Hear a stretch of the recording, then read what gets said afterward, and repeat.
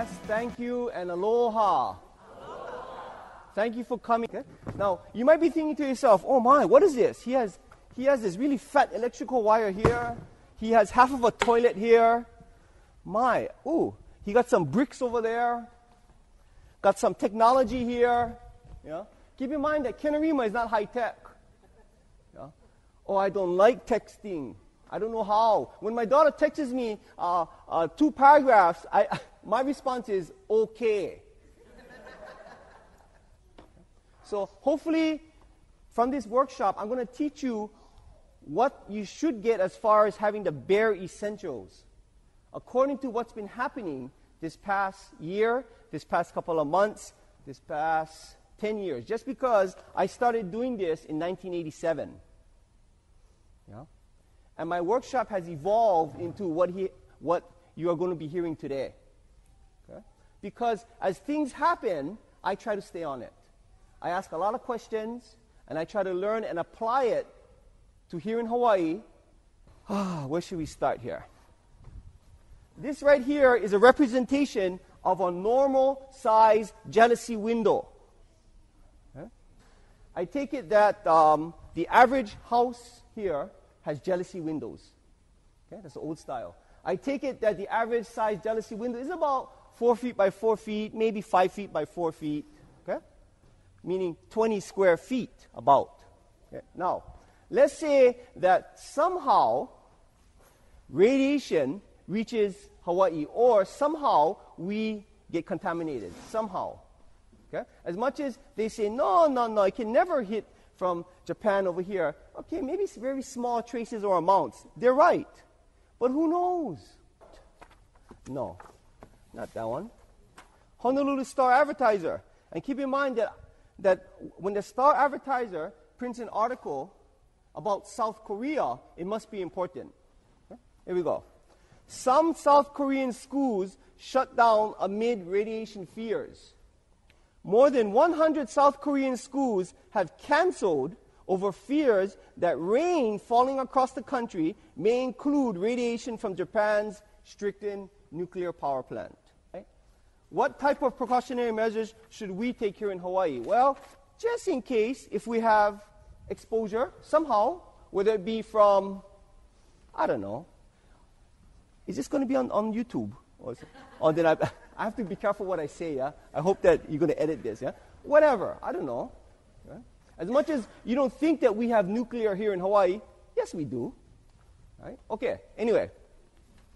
If, for some reason, we're told to stay at home, right? Lock ourselves in, yeah? For the fear of radiation, epidemic, yeah? Whatever, right? This is what I would do in the Rima family household. We have a standard 4 feet by 4 feet, 5 feet by 4 feet, a jealousy window. I don't want anything coming in. Piece of plastic. Some clear tape or duct tape or masking tape or whatever tape you have, because at that time, even if you got to use your spit and saliva, use whatever it takes.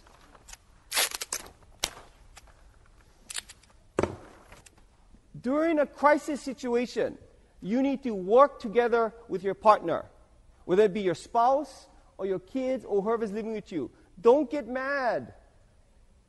Human nature will allow us to get mad at every little bitty thing. You're holding up the paper and one side is flapping and you're yelling at your wife, how come you're not holding it straight? You're supposed to hold it straight. Oh, the thing is straight. Da, da, da, da, da, da. Now let's say that your average house has 10, 12, maybe at the very most 15 windows. Okay? Well, how long did it take me to do this one? All right? Minutes. Okay? So, hopefully you have tape. Hopefully you have some plastic. Even if you got to use newspaper. Something. They sell this at Home Depot or any hardware store here. It's the big roll. We as contractors, we always buy the big rolls. This right here, let's see here. It says it covers 4,800 square feet. Ooh, that's a lot of plastic for $29. Let's see, let's figure this out. 4,800 square feet, that's almost 5,000 square feet. This right here, let's say is 4 by 4, 16 square feet. But let's say 5 by 4 because it's easier to calculate, yeah? So 20 square feet. You know how many houses I could do with one row of 5,000 square feet that costs, $49 or $59? That's a lot of houses. Well, do you have that many houses? Yes, you do. Your neighbors. This is it. Okay. All right. Now, I have to say this. If you're in total watertight, lockdown, airtight, seal-tight, or whatever it's called, as you do this, you have to go ahead and allow air to come in and out every 4 hours. For whatever reason, if something happens and you think, oh no, I need to let air in because, or carbon dioxide poisoning. Oh, there we go. Open up some jealousies, let the air in and out for about half an hour, and then use the same tape, seal it up. Whenever something happens, I'm on it. I was at Home Depot that night that the earthquake had hit Japan. So I waited. I waited just 15 minutes. And you should have seen the line at Costco, the gas line. Within 15 minutes after that, it went from being almost empty, because 8:30, they were almost ready to close, to being out on the street. Okay? 2 ways trying to come in, jam-packed. At that point, I said, I need to leave. I left, I went home, and the gas stations around Paoa started to get crowded. Just started to get crowded. I went home, I did my thing, and then I got on my moped. You know why? Because I realized that that gas station on the corner, by Kononokoa School, there were 2 lanes trying to go into that gas station. But wait a minute.